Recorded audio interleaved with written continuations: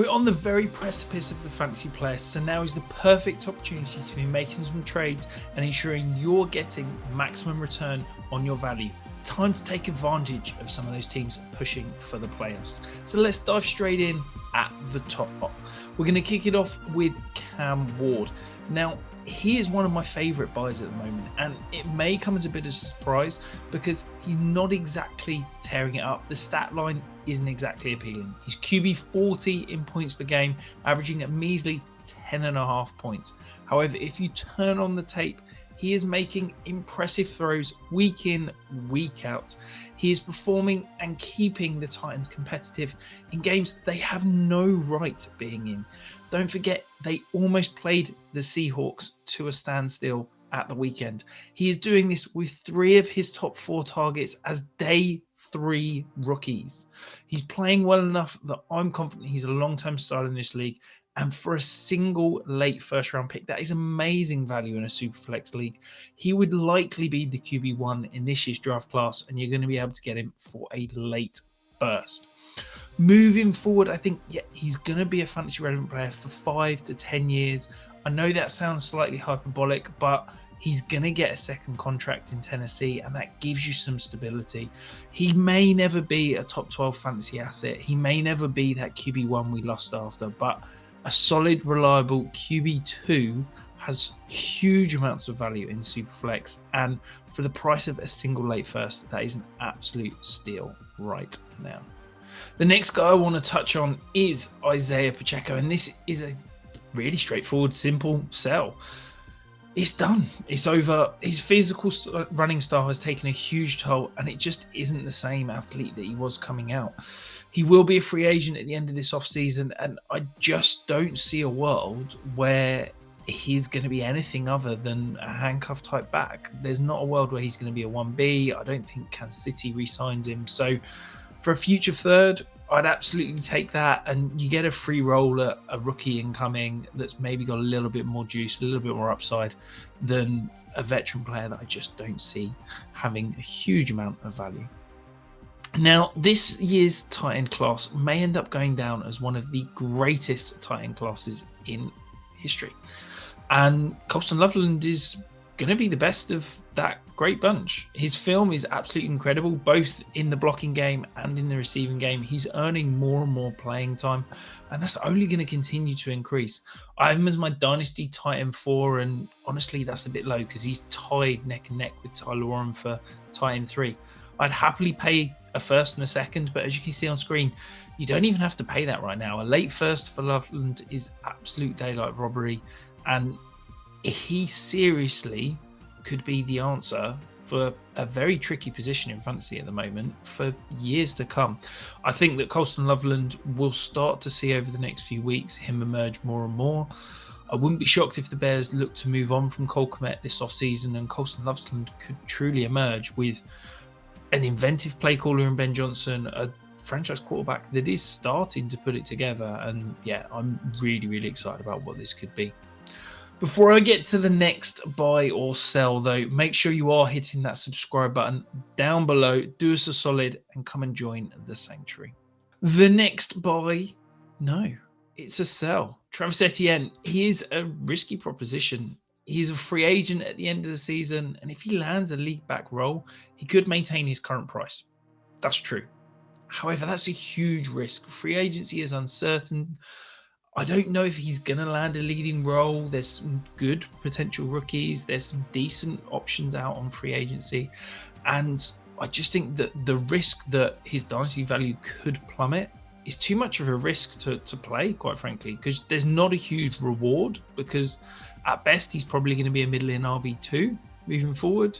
And that's the price he currently is at. So look, there's a world where he could re-sign with Jaguars, but I'd be shocked. I think Liam Cohen's had so much success. When you look at Bucky Irving last year, when you look at Bashal Tootin in flashes this year with day 3 backs, I just don't see the Jaguars paying up to keep Travis Etienne around. So it's too risky a prospect with little reward. So for me, I'm looking to get out on the asset, and I would happily sell for the second round pick that I think you can probably get right now.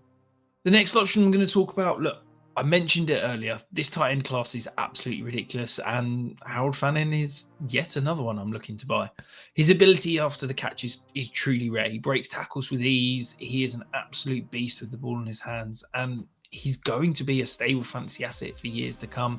He's doing this with terrible quarterback play, and if that improves into league average, it's going to be great for Harold Fannin. Plus, David Njoku is going to be gone at the end of the year. So being able to acquire that potential upside for as little as an early second round pick, that's absolutely the deal I'm looking to do every single day of the week and twice on a Sunday.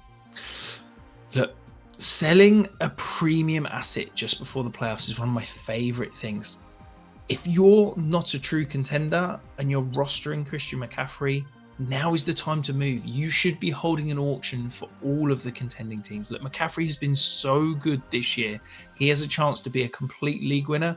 And if he changes hands in your fantasy league, it will swing the odds of the playoffs considerably. You should be able to fetch an incredible price, and it's the perfect time because, as I said, you can hold an auction, you can play one owner off against another, and you should be able to receive at least an early first, if not maybe 2 firsts.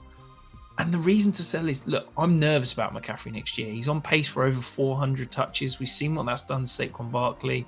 He is an aging asset that we've seen disappear over the last few years due to injuries.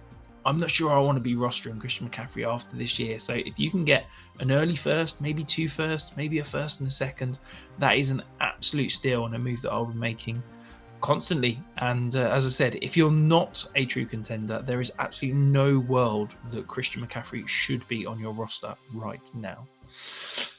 Talking of competitive teams and win now options, Javonte Williams, he is still an underpriced asset. He is still a great buy if you're a contender. I believe that Dallas is likely to extend him, and as soon as that happens, his price is going to increase. He can help you now. He's giving you borderline RB1 production, but I think there's going to be at least another year or 2 of relevancy. And for a late first, maybe even get him for a couple of seconds, he's a great target. You know, if you're looking to sell off Christian McCaffrey, but still maintain competitive, could you get Javonte Williams plus a first? Could you get Javonte Williams and a wide receiver that could help you compete for a title right now?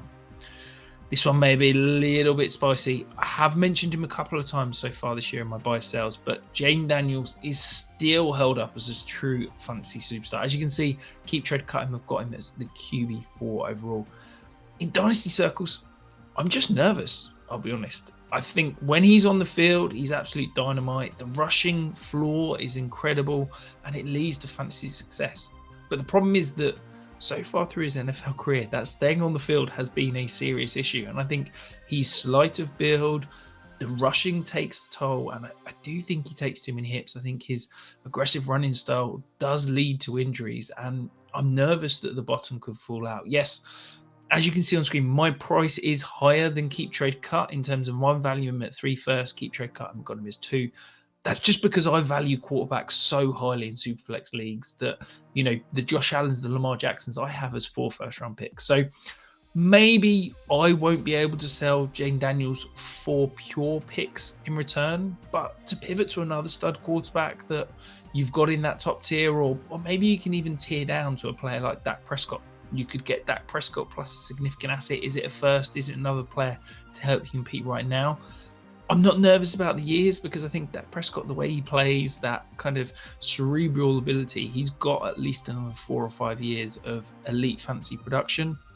So I'm maintaining the asset in terms of production, but I'm getting an asset on top. So that is a move I would be happy to make right now.